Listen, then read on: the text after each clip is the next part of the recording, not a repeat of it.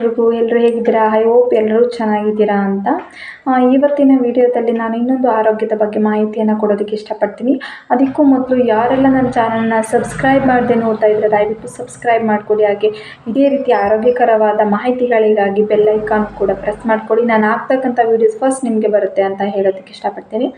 ಹಾಗೆ ಇವತ್ತಿನ ವಿಡಿಯೋದಲ್ಲಿ ನಾನು ಇನ್ನೊಂದು ಮೇಯ್ನ್ ತೊಂದರೆ ಅಂತಂದರೆ PCODಯಿಂದ ಆಗ್ತಕ್ಕಂಥ ಒಂದು ಮೇಯ್ನ್ ತೊಂದರೆ ಅಂತಂದರೆ ಫೇಸ್ ಇರ್ಬೋದು, ಚೆಸ್ಟಲ್ಲೆಲ್ಲ ಹೇರ್ ಗ್ರೋತ್ ಆಗ್ತಾ ಇರುತ್ತೆ, ಅನ್ವಾಂಟೆಡ್ ಹೇರ್ ಗ್ರೋತ್ಸ್ ಆಗ್ತಾ ಇರುತ್ತೆ. ಸೊ ಇದು ಒಂದು ಸಿಂಪ್ಟಮ್ಸ್ ಆಗಿರುತ್ತೆ PCODಗೆ. ಪಾಲಿಸಿಸ್ಟಿಕ್ ಓವರಿಯನ್ ಡಿಸೀಸ್ ಅಂತ ಏನು ಕರಿತೀವಿ, ಈ ನೀರುಗುಳ್ಳೆ ಗರ್ಭಕೋಶದಲ್ಲಿ ಓವರಿಯಲ್ಲಿ ನೀರುಗುಳ್ಳೆ ಆಗಿದೆ ಅಂತ ಹೇಳ್ತೀವಿ. ಈ ಒಂದು ತೊಂದರೆದು ಮೇಯ್ನಾಗಿ ಗುಣಲಕ್ಷಣ ಬಂದು ಇದೊಂದಾಗಿರುತ್ತೆ. ಅಷ್ಟು ಗುಣಲಕ್ಷಣಗಳಲ್ಲಿ ಈ ಒಂದು ಅನ್ವಾಂಟೆಡ್ ಹೇರ್ ಗ್ರೋತ್ ಕೂಡ ಒಂದು ಗುಣಲಕ್ಷಣ ಆಗಿರುತ್ತೆ. ಸೊ ಈ ಥರ ಈ ಹೇರ್ ಏನೋ ಆಗೋಗಿದೆ, PCOD ತೊಂದರೆ ಆಲ್ರೆಡಿ ನಮ್ಗೆ ಸ್ಟಾರ್ಟ್ ಆಗಿಬಿಟ್ಟಿದೆ, ಅದರಿಂದ ಆಲ್ರೆಡಿ ಸಫರ್ ಪಡ್ತಾ ಇದ್ದೀವಿ. ಆ ತೊಂದರೆ ಜೊತೆ ಇದೊಂದು ಕಾಣಿಸ್ತಾ ಇದೆ, ಫೇಶಿಯಲಲ್ಲಿ ಹೇರ್ ಗ್ರೋತ್ ಆಗ್ತಿದೆ, ಅಪ್ಪರ್ ಲಿಪ್ಸ್ ಹೇರ್ ಡೆವಲಪ್ ಆಗ್ತಾ ಇದೆ, ಮತ್ತು ಚೆಸ್ಟಲ್ಲಿ ಹೇರ್ ಡೆವಲಪ್ ಆಗ್ತಾ ಇದೆ, ಹೇರ್ ಗ್ರೋತ್ ಆಗ್ತಾ ಇದೆ. ಏನು ಮಾಡೋದು ಮೇಡಮ್, ಏನು ಮಾಡೋದು? ಇದಕ್ಕೆ ಟ್ರೀಟ್ಮೆಂಟ್ ಇದೆ, ಮೆಡಿಕಲಲ್ಲೂ ಟ್ರೀಟ್ಮೆಂಟ್ ಇದೆ, ಸರ್ಜಿಕಲಾಗೂ ಟ್ರೀಟ್ಮೆಂಟ್ ಇದೆ.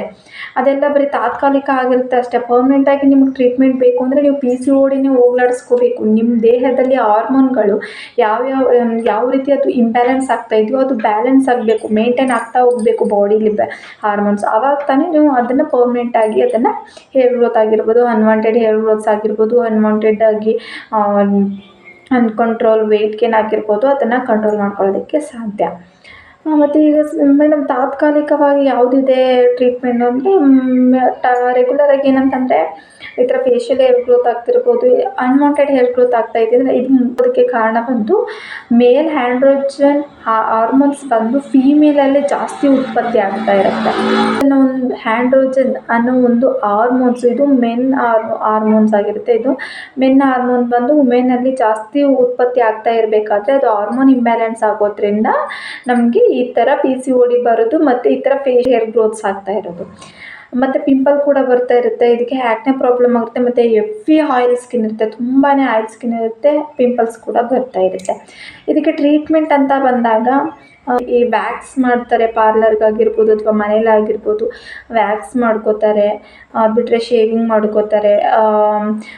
ಇದಿಷ್ಟೇ ಇದೆ, ಟೆಂಪ್ರವರಿ ಟ್ರೀಟ್ಮೆಂಟ್ ಅಷ್ಟೇ ಇದು ಹೇರ್ ರಿಮೂವಲ್ಗೆ. ಅದು ಬಿಟ್ಟರೆ ಇನ್ನೇನಿಲ್ಲ, ಹೇರ್ ರಿಮೂವಲ್ ಮಾಡ್ಕೋತಾರೆ. ಇದಿಷ್ಟು ಟೆಂಪ್ರವರಿ ಟ್ರೀಟ್ಮೆಂಟ್ ಅಷ್ಟೇ. ಮತ್ತೆ ಅದೇನು ಬರದೆ ಅಂತೂ ಇರಲ್ಲ, ಮತ್ತೆ 1 ವೀಕ್ಲೇ ಅದು ಸ್ಟಾರ್ಟ್ ಆಗ್ತಾ ಇರುತ್ತೆ, 3 to 4 days ಅಷ್ಟೇ ಇರುತ್ತೆ, ಮತ್ತು ಅದು ರೀಗ್ರೋತ್ ಆಗ್ತಾ ಇರುತ್ತೆ, ಮತ್ತು ಅದು ಜಾಸ್ತಿ ಆಗೋ ಚಾನ್ಸಸ್ ಕೂಡ ಇರುತ್ತೆ.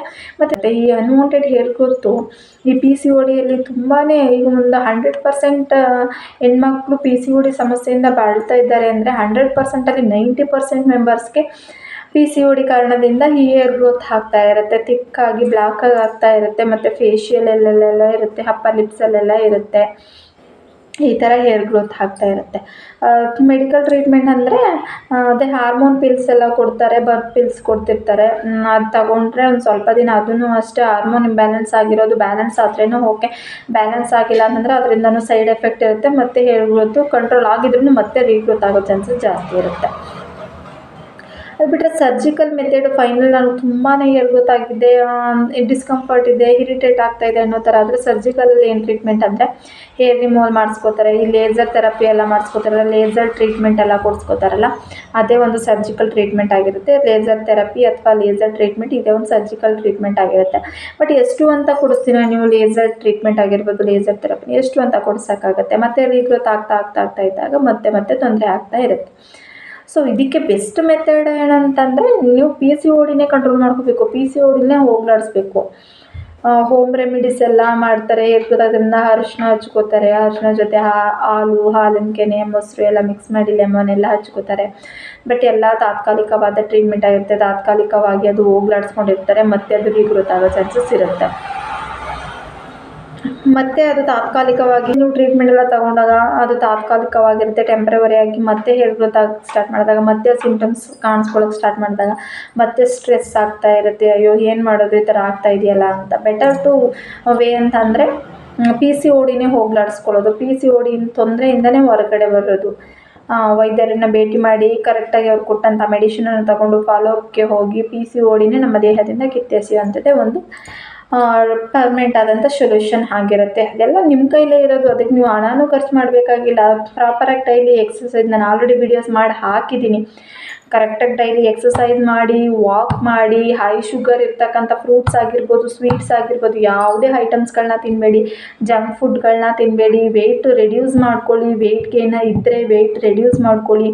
ವೆಯ್ಟ್ ಗೇನ್ ಆಗದೇ ಇರೋ ಥರ ವೆಯ್ಟನ್ನು ಬ್ಯಾಲೆನ್ಸ್ ಮಾಡಿ, ಪ್ರಾಪರಾಗಿ ಫುಡ್ ತಗೊಳ್ಳಿ. ಮೆಂಟಲಿ ಸ್ಟ್ರೆಸ್ ಏನಿರುತ್ತೆ ಅದರಿಂದ ಫುಲ್ಲು ಹೊರಗಡೆ ಬನ್ನಿ. ಮೆಂಟಲಿ ಸ್ಟ್ರೆಸ್ ತಗೋಬೇಡಿ. ಮೆಂಟಲಿ ಚೆನ್ನಾಗಿರಿ. ಮಾನಸಿಕ ಕಾಯಿಲೆ ಬಂದು, ಮಾನಸಿಕ ಖಿನ್ನತೆ ಬಂದು ದೊಡ್ಡ ಕಾಯಿಲೆ ಅದು.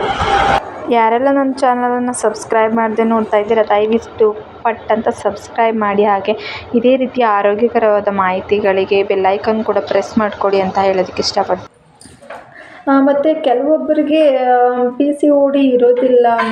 ಮದುವೆ ಆದಮೇಲೆ ಸ್ಟಾರ್ಟ್ ಆಗುತ್ತೆ. ಇನ್ನು ಕೆಲವರಿಗೆ ಮಕ್ಕಳಾದಮೇಲೆ ಸ್ಟಾರ್ಟ್ ಆಗುತ್ತೆ. ಮೇಡಮ್ ನನಗೆ ಮೊದಲನೇ ಇನ್ನು ಕೆಲವೊಬ್ಬರಿಗೆ ಮೇಡಮ್ ನನಗೆ ಮೊದಲನೇ ಮಗುವಲ್ಲಿ ಈ ಥರ ಏನೂ ತೊಂದರೆ ಇರಲಿಲ್ಲ, ಎರಡನೇ ಮಗು ಆಗಬೇಕಾದ್ರೆ PCOD ಇತ್ತು, ಹಂಗಾಗಿದೆ ಹಿಂಗಾಗಿದೆ ಅಂತ ಹೇಳ್ತಾ ಇರ್ತಾರೆ. ಅದು ಹಾರ್ಮೋನ್ಸ್ ಯಾವಾಗಲಾದರೂ ಇಂಬ್ಯಾಲೆನ್ಸ್ ಆಗ್ಬೋದು, ಯಾವಾಗಲಾದರೂ ಚೇಂಜಸ್ ಆಗ್ತಾ ಇರ್ಬೋದು. ಮೇಯ್ನಾಗಿ ಹಾರ್ಮೋನು ಬ್ಯಾಲೆನ್ಸಿಗೆ ಬಂದರೆ ಆ ಥರ ಏನೂ ಆಗಲ್ಲ, ಎಲ್ಲ ಕಡಿಮೆ ಆಗುತ್ತೆ. Polycystic ovarian disease or polycystic ovarian syndrome ಅಂದರೆ PCOD,